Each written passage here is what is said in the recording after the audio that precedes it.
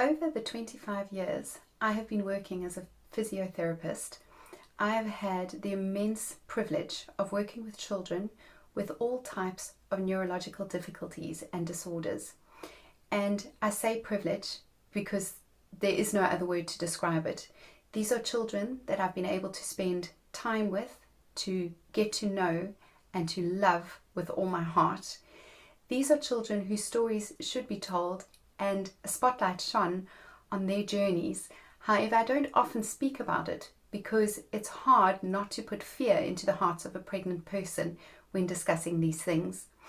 Today starts a mini-series on this very topic, and it's one for me that is full of hope to bring about awareness of these children and their families, and perhaps more understanding for your children when they are at school with children who have something called an EHCP if you are in England, or who are being supported by therapists and healthcare professionals so that they can access the education they deserve. Not only do I want to make you aware of this, but in the hopes that with increased understanding and awareness, we can increase integration of these children and build up friendships and peer groups for them when they are placed in mainstream schools. But not only that, for those of you who are pregnant or are planning on having more children, if this is an episode you feel might make you feel fearful or a bit upset, I'd like to tell you the very exciting news that next week, the second part of this mini-series, I will be interviewing Gina Mundy, who is a childbirth attorney. She has spent her career working with parents who have had childbirth injuries leading to neurological conditions, and she has worked with families where there's a child who has had a neurological difficulty caused during pregnancy or during childbirth. And so she is going to be here to give us ways to minimize these risks. So it's going to be really interesting, perhaps a little emotional, but definitely worth a listen. I hope you enjoy. Hello, I'm Lisa, a paediatric physiotherapist for babies and toddlers. I've seen firsthand how small, everyday habits in modern parenting can lead to big issues for our babies. In this podcast, I'm going to show you how to prevent those issues, treat them if necessary, and restore the joy to parenting. Hello, and welcome back to the Best for Baby podcast. I'm your host, Lisa Rogers Sargent, and as you know, today starts our two-part mini-series looking at children who have neurological difficulties and disorders and neurodivergence.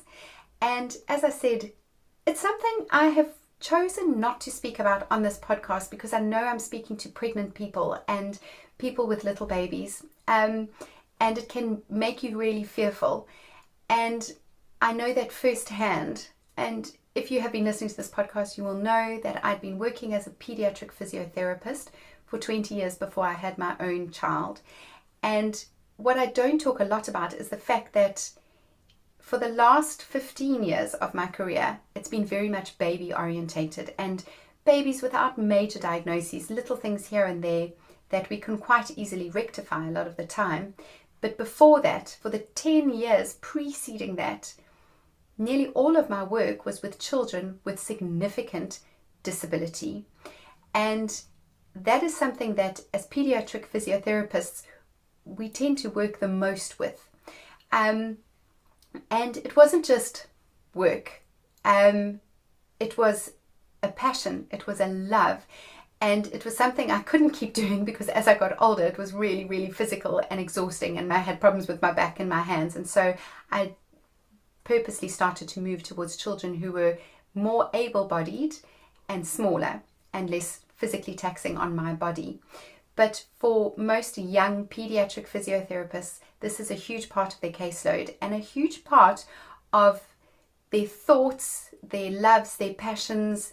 What makes that therapist who they are is their relationships with these little children.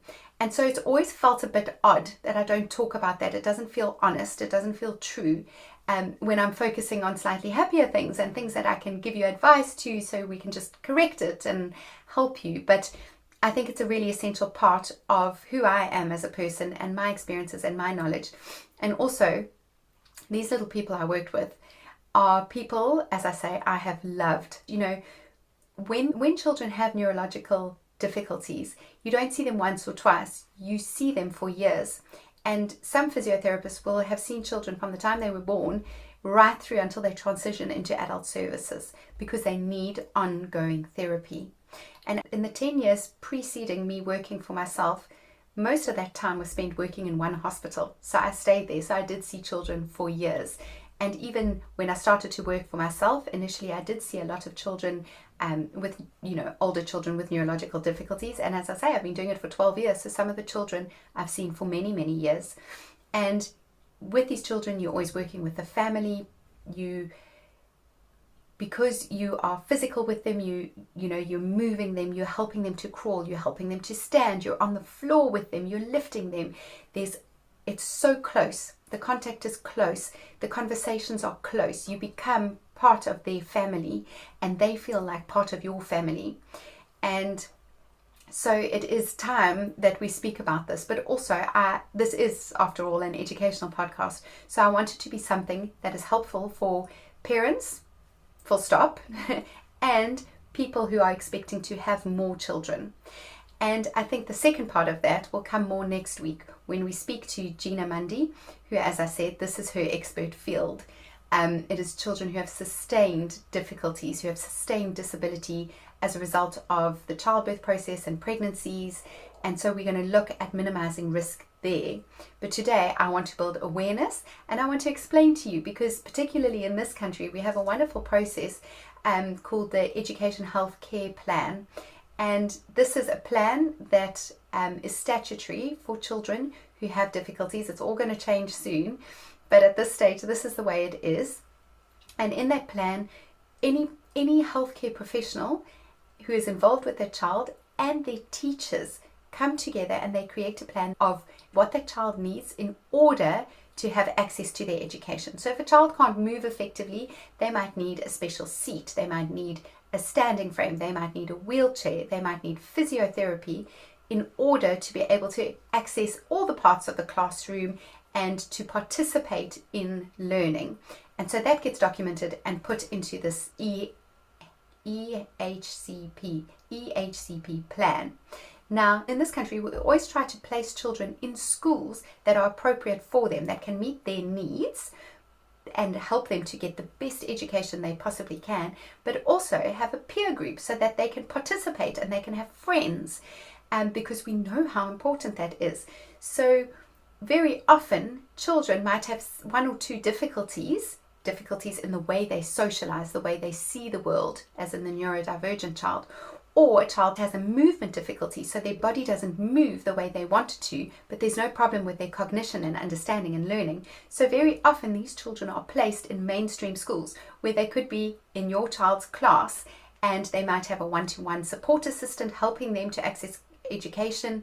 They might have other things in place and pieces of equipment. So it's good to have awareness and understanding of this and to speak to our children so that we can help these children to feel integrated and a part of that class and a part of it all, so that they can have healthy, supportive friendships.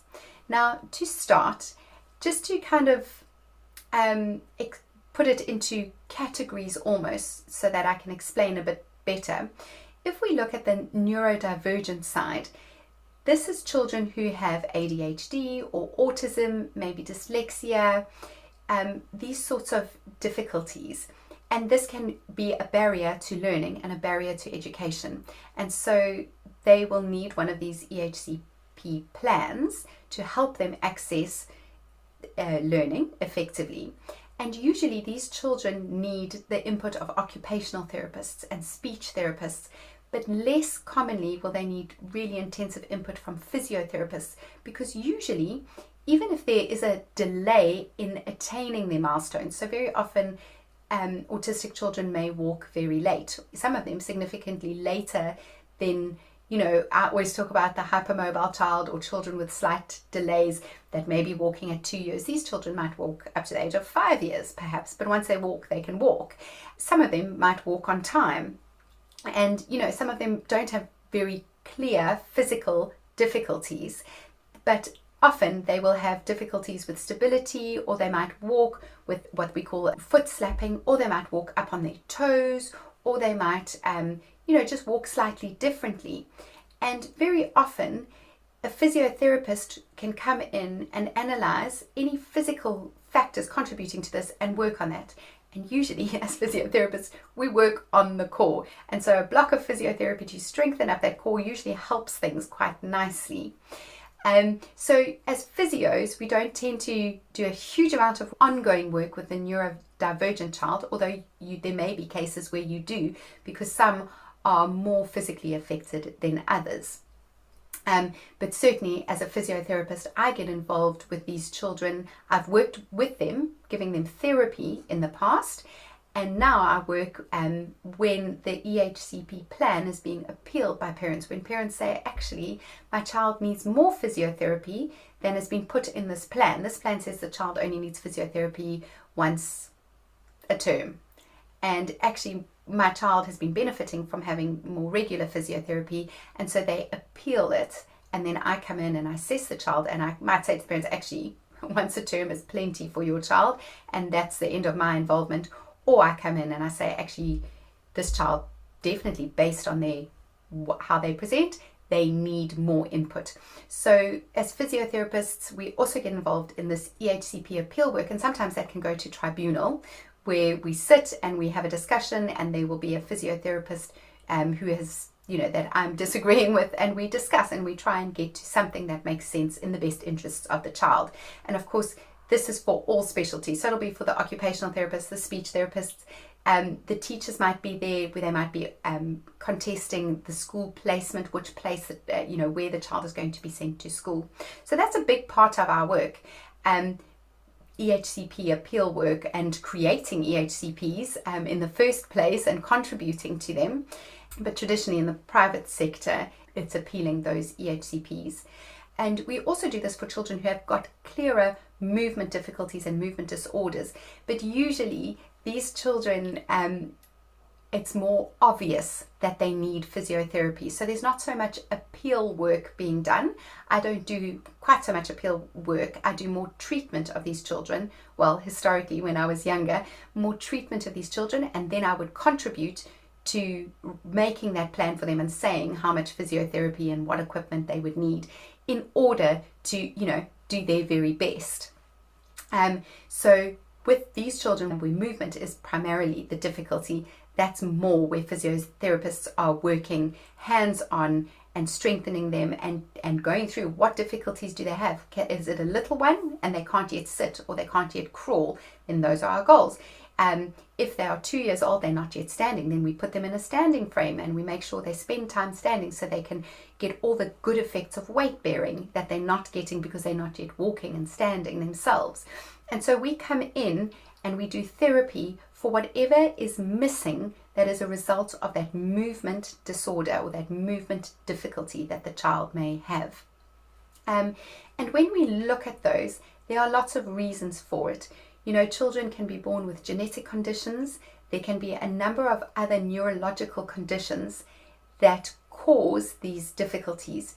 And if we were to look at it, it's very much how we treat the child and also what is going to happen to the child, what their journey is going to look like, is dependent on where that injury lies. And what I mean by that is, if you just oversimplify it, if we take an action, a movement, like reaching out to grab something, the brain has to create a message that says, bend, lift the arm, stretch the arm forward, bend the muscle, but it's really, really complicated, exact instructions. So that gets formulated in a certain part of the brain that is responsible for creating those messages. That message then gets sent down the spinal cord, and then it goes out the spinal cord to nerves and a series of nerves going forward, and then it goes to the muscle. And the muscle has a little receptor that the message comes down the nerves into the receptor, and that receptor then tells the muscle, contract like this muscle must relax, that one must slightly contract, this one must twist, this one must turn. And it's very complicated, but in the end, the muscle gets the message, the muscle does what it's told, and it grabs the object. So injury or illness or disorders can occur to any parts along the way. So you can have something happening in the brain and that is responsible for creating those messages. Suddenly those messages aren't going to be created, or they're going to be created scrambled slightly differently to if there hadn't been an injury or an illness or something happening in that part of the brain. It can obviously occur in the spinal cord, and this is very often in car accidents. You know, we've all heard about people who have been paralyzed, and when you have a spinal cord injury, it tends to present the same depending on the level. People, you know, have very similar type of injuries and mobility and abilities after the injury, depending on what level the injury took place. Then, of course, we have the nerves, and these are all become now very different conditions, very often things that children are born with, genetic conditions that then happen in the nerves and then in the receptors of the muscles. Some of these conditions, of course, even in the spinal cord, can be degenerative, and so the child tends to look a certain way and then they deteriorate, they get worse, and they may, you know, start off walking, get to be at an age and stage where they can walk, and then they deteriorate to the point where they need to use a wheelchair. Some of them, you know, deterioration can go further and it affects their breathing, and then they need to be on ventilators that they take around with them in their wheelchairs. And of course, you know, some of them will also very sadly die as a result of deterioration of these conditions. And so it's hard to put this into words. It's hard to say the correct thing. I have never felt that pain firsthand. You know, I'm not a parent of a child going through this, but I've loved children going through this, and I've seen it in action. But I still don't have the right words to explain it, and so I'm not going to try. But I think what I want to do here is to raise awareness, because not just to generate understanding. I think parents are understanding people anyway. You're probably the wrong audience to say, you know, be kind to these children. What I want to do is kind of get people talking, because recently, well, in the past year, I think, Jessie Nelson has come out, the lady from Little Mix, and she has raised amazing awareness about one of these degenerative conditions. And because of this, she has managed to get a test for this specific condition included in the heel prick in this country. And that's a major victory, because this is a really, really severe condition that can be picked up and tested for at birth, that wasn't being picked up or tested for at birth, because in the past we didn't have treatments for it. In the recent years, we have now developed treatments, and if they are given as soon as the baby is born, the earlier they are given, the better. It can be life-changing for these little children. And sadly, when Jessie had her children, this wasn't being done. There was no test being done at birth, and so treatment has been delayed for her children. But she fantastically has raised enough awareness to bring about this heel prick test, so that future babies will be tested and diagnosed at birth, and then treatment started very, very quickly. So I think the more people are talking about this, the more, you know, the more the correct ears it lands into, and the more things are happening and being done. But that has never been a field that I've worked a lot in, shall we say. It's not been the greatest percentage of my caseload, so I'm not going to talk too much about it. I'm going to talk more about children where the injury has taken place in the brain. And that was something I did a lot of. I did a lot of postgraduate training for it. And as I say, it was a great, great passion of mine. And the children who I worked with changed my life. I will never forget any of them, and there have been hundreds.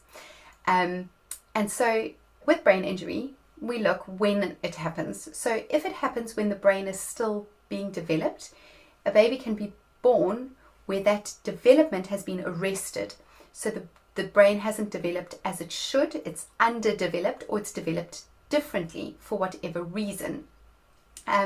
It can also be that there's an actual injury or insult to the brain during the birthing process, soon after birth, and in fact in the first kind of 2 years really of life, the brain is still forming, it's still developing. And so if an injury happens to the brain in the first 2 years of life, very often the child presents quite similarly to a child who has had a brain injury during birth or when they were still in the womb. And so a lot of these brain injury conditions fall under the umbrella of cerebral palsy, even though they're not true cerebral palsy.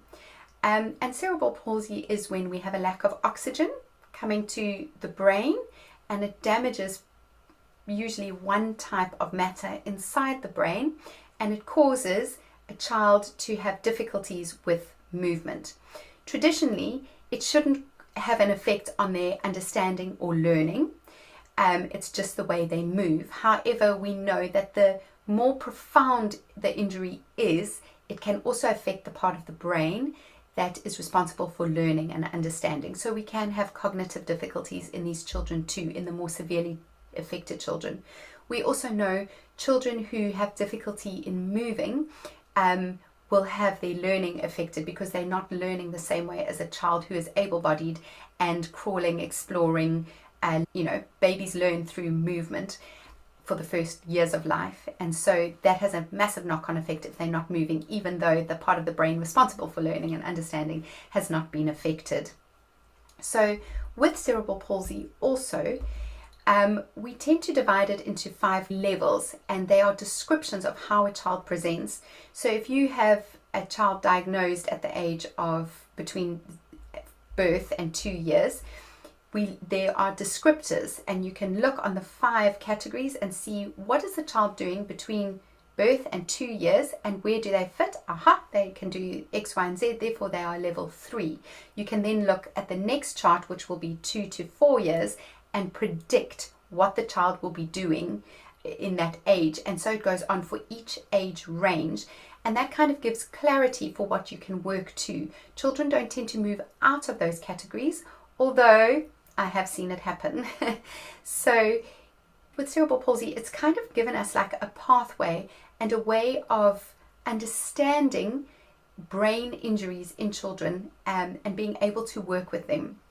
Now, as I said, usually cerebral palsy happens when birth has gone wrong, or birth can be very, very long. We all know childbirth is brutal, and it's very long. And sometimes baby gets tired, and eventually the little heart slows down and it's not pumping efficiently, and we're not getting sufficient oxygen to the brain.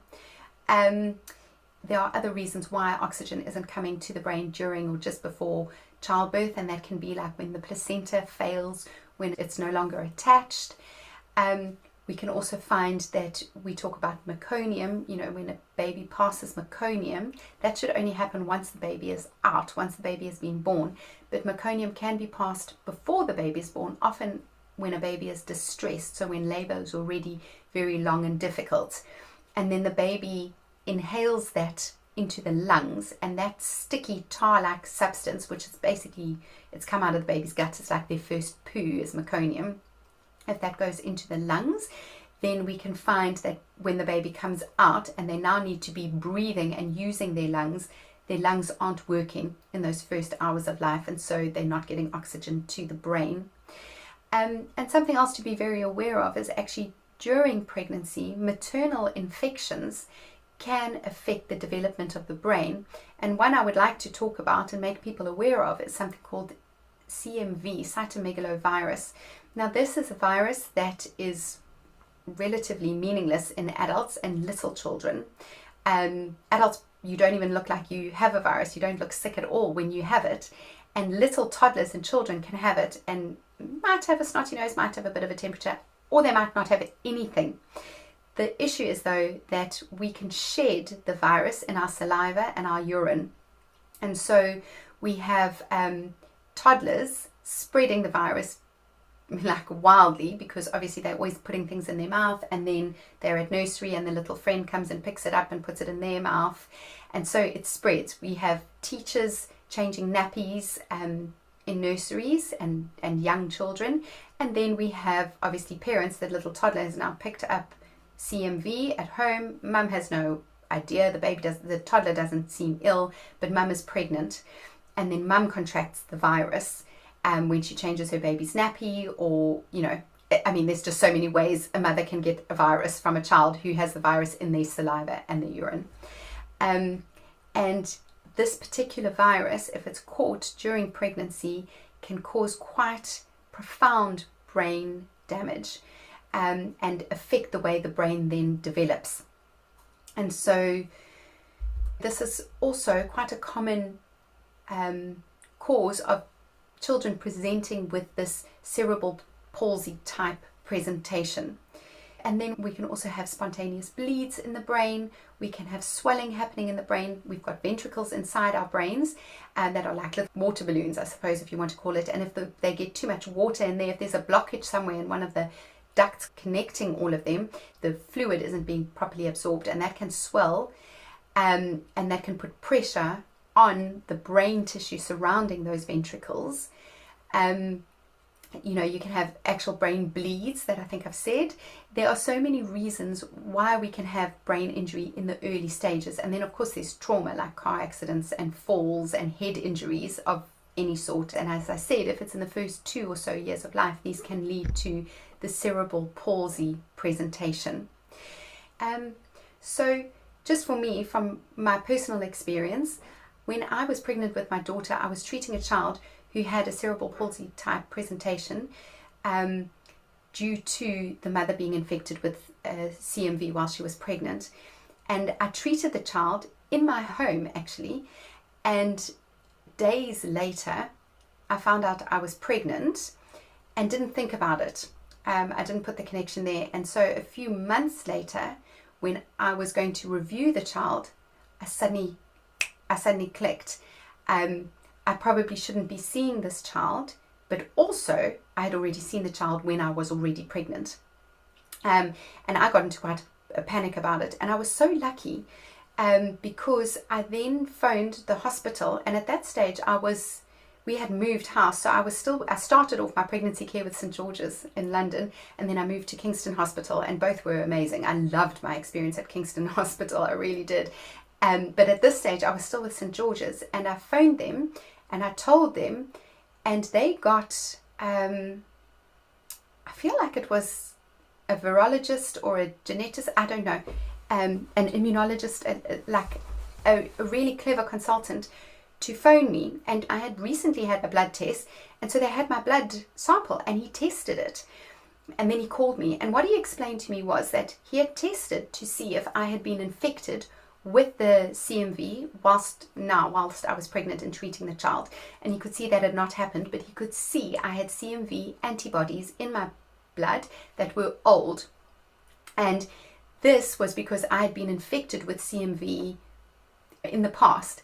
And in fact, I remember treating a child with CMV in the hospital, and at that stage, being so careful because he was newborn and really, really, really unwell. And so he could actually see the immunity. Now, I may have gotten immunity any time before. I may have had the virus at any stage. It might not have only been the child in the hospital.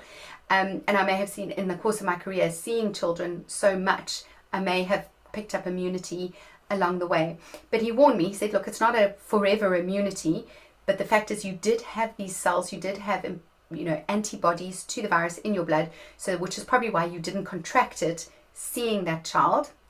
But that doesn't mean you're forever immune. So go forwards and practice excellent hand washing. Be really careful. So if you are pregnant with a little one, have it in your mind, just make sure you're washing. Be a little bit careful in that 9 months that you're pregnant if you do have a toddler, because you can get very profound types of cerebral palsy presentations from this infection. Now, obviously, I've spoken about, birth trauma, difficult births also lead to it. And that doesn't mean you have to be terrified of childbirth. It just means knowing and understanding the childbirth process better, having a good advocate for yourself. I would never say rely on yourself to speak for yourself. It might be your partner, it might be a doula, And just having someone who knows this is my threshold. When things get to this stage, they need to take me in for a cesarean. You might be very anti-cesareans and therefore you want to keep going for longer. That's fine. But my advice here is, and we'll look at this more next week with Gina, but have a birth plan where you know your thresholds. Because, and this is a very hard for me to talk about because I may be judged for it, but as I've said, after working for so many years with children who had cerebral palsy as a result of, traumatic births, I elected to have a cesarean. So it was an elective C-section that I had for my daughter because at that stage of my life, I also had anxiety. I used to have really bad anxiety, which amazingly, touch wood, no longer do have. But I was very, very anxious in my late 30s and still at the age of 41. I remember starting in my late 30s. And at 41, when I was heavily pregnant, I just knew I would be anxious trying to give birth. I was also older. They kept telling me I was a geriatric mother with increased risks. And I thought, if I go over, everyone's going to be panicking. I'm going to be induced. I'm going to be stressed about that. I'm going to be, there's just going to be too many stresses. If I go into labor, I'm going to be stressed about it. And you've got to relax during labor. If your body is full of adrenaline and cortisol is the other one, you cannot release the correct birth hormones to enable labor to progress. And I knew I was going to be highly stressed, highly wound up. My husband is amazing in many things, but he's not going to be loudly shouting the odds and wildly advocating for me. He's more kind of reserved than that. And I just, a doula never crossed my mind. And so I felt the safest thing for me and my baby was therefore to have an elective cesarean section. So someone else, as I say, might be totally anti-cesareans because we know of all the wonderful benefits of natural childbirth for a baby. And if that's the case, then you just have to have a birth plan accordingly. And I would always say a good advocate and understand that. And we will talk about that more next week. So really, that's kind of getting into the neurology of it. But what I want to tell you is that the children I have worked with are always remarkable, and their families as well. Because when you are dealing with something like that, you become a warrior. You become incredibly resilient, and they find all kinds of compensatory techniques and movement patterns and talents almost. And I would love to do a podcast where I talk about these children and I hear them and I tell you about them and I tell you their names because they were that important to me. They were children that I love dearly, but obviously I can't do that. And maybe I can randomize their information and change their genders and change the stories and where they're from. And I don't know if it'll be authentic anymore. But suffice to say, some of the most intelligent children I have ever met have been in wheelchairs and unable to speak because a movement disorder also affects the mouth muscles, and so they can't speak and they can't use their hands at all. So they're not able to use a computer and type things or write things, but they'd use their eyes, and they would use their eyes to lock onto a screen and the screen would speak for them.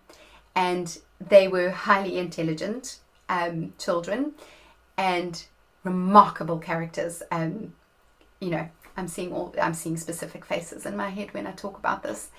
And so there's just this very broad picture. I've also seen children who have been mildly affected, one limb, ever so slightly, and you'll have neurologists telling you there's no such thing as one limb cerebral palsy, but I've seen it.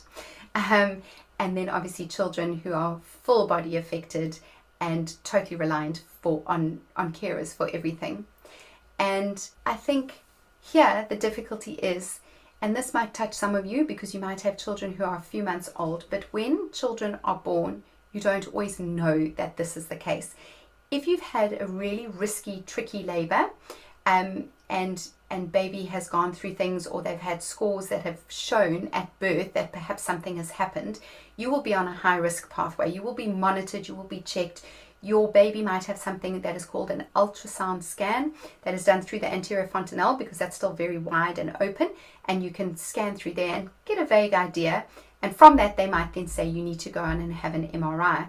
Now, an MRI sounds quite scary, but actually they can do it with babies with wrap and swaddle, wrap and feed, I think they call it. So they feed the baby, they swaddle the baby, and they can do it while the baby's asleep. And so they don't have to put them under general anesthetic. So it's less invasive than, in the past, or with older children that have to go under general anesthetic. And they can do these brain scans, and they can see what damage has been done and the extent of the damage. They can grade damage, according to how bad it is. But what we have learned is that the MRI doesn't always match the child. And that is because this little brain has not been fully developed. And if you can give the correct input, the correct stimulation, the correct treatments to this child, you can help the brain to develop so much more than what you expected, so that when you look at their MRI, you think this is a child who is going to be massively affected by their brain injury, and in fact they're not. And so for me, the brain is like the most exciting, the most hopeful organ in the body, because you can never predict. And the harder you work to improve and to help, the more change you can see and the better outcomes you can see. And so yes, with cerebral palsy, we do have our levels. But first thing I'll say about that is children who are presenting looking like they have cerebral palsy, but perhaps their brain hasn't developed the same, it's not for an injury or an insult to the brain, it's less predictive. You can't always predict according to that classification system. And the other thing about that classification system is that kicks in from birth to 2 years. But in the first, people will say like the first year of life, it's very hard to see where that child's going to go and to put them in a level. I would say the first 9 months is the time where it's difficult. You can't always tell clearly. And that's when an MRI will tell you there's been a brain injury, but it's not going to be able to put a child into a level, I don't think. And as physiotherapists and other healthcare professionals also can do a special assessment. Now, I've spoken before on these little movements that babies have when they're born. They're called general movements. And we can assess those movements and see what the brain injury is doing to those general movements, how it is affecting those general movements, and based on that, predict what kind of movements they might have later in life. And that's a bit more accurate than looking at a brain scan. However, you have to do it at the right times, and you have to do it repeatedly to really get a reliable assessment. And often the children I see, parents come to me because they want extra treatment because they've gone through this tricky patch, but I don't always necessarily see them anymore from birth. And so it's a little bit later on. So sometimes they're a bit too old to do that assessment. And the difficulty is that because it is so hard to predict exactly how their movement function is going to turn out, doctors will often say to a parent, look, you've got this level brain injury to the brain. They are likely to have something called cerebral palsy, or they're likely to have a movement disorder, but we can't tell you to what extent it's going to affect your child. And parents always go, will my child walk? And they say, I don't know. They could, but they might also need a wheelchair. So you are given this massive range of what could happen to your child with very little understanding for the first 9 months at least. And even for the first years of life, you may not, until a child is 2, you may not be clear as to which level they are fitting in. And so that I find really hard. That's often the area I'm dealing with parents, and it's not my place as a physio to kind of give a diagnosis to them, but I can get a feel of things while I'm working with children. But I'm very much, I believe if I label a child to a parent, the parent will run with whatever label I've given them. So I tend to hold back, even if I might have an idea of what this child is going to look like. I tend to hold that back, and we focus on where we're going. It might affect the way I treat, but I'm not going to necessarily label the child very early on. And I think it's worth knowing this, because if this is something you ever go through or have been through, you will know it is the most frustrating thing to be told, I can't tell you. I can't tell you what your child is going to look like. But I would say if you are in that wait, like there are so many other parents in that waiting period, like reach out, find a support network, but also get the physiotherapy input you need, because it will never be wasted. Even if your child is a lucky one, it will never be wasted. And there are charities out there there are, you know, your local services, and obviously there's private, there's people who do what I do. But, you know, it doesn't have to just be that way. You can find, as I say, there are really good charities for children who have had any kind of brain injury. And I would definitely say the sooner the better. If you've had those kind of difficulties, if your child has had some kind of a scan at birth, it is worth accessing all the resources that you can as early as possible, because the beauty of it is that you might say, oh, but my child did really well, he's only got minor difficulties, and we had all that therapy maybe unnecessarily. And you know, the argument is, of course, well, maybe because of all that therapy, the stimulation of it in the correct timing and graded the correct way, and I'm not only talking about physio, I'm talking about all the therapists involved and all the doctors and all the resources involved, maybe that's what's given you that good outcome, because we know that little brain is so plastic, what we call it. It's still developing and it can still change so much. So for me, this is a very hopeful area, and I think the younger the child, the more hopeful it is for me, and that's why I love working in this age group. And that said, you know, I loved all the age groups, but this for me is kind of really exciting, where I feel we can get stuck in and make a huge difference. So I hope that's been interesting for you. I hope that gives you a bit more of an idea of where I'm coming from and sets you up for next week's episode, because I think that's going to be incredible. Gina Mundy has her own podcast called the Childbirth Attorney Podcast. So have a listen beforehand. I'm so excited to speak to her, and I think that's going to be giving you kind of more helpful advice going forward. And this today was the introduction to why we're talking about that and why it's so important. And so with that, as always, stay tuned for the next episode, and please do share the podcast with anyone you think may benefit from it. I would love it to grow a little bit more. Send me some comments, send me anything you'd like me to talk about, because I'm obviously wanting to keep it current and fresh. So I would appreciate any comments or questions. And with that, I am sending you lots of love and best wishes, and all the best for you, and of course, all the very best for your baby.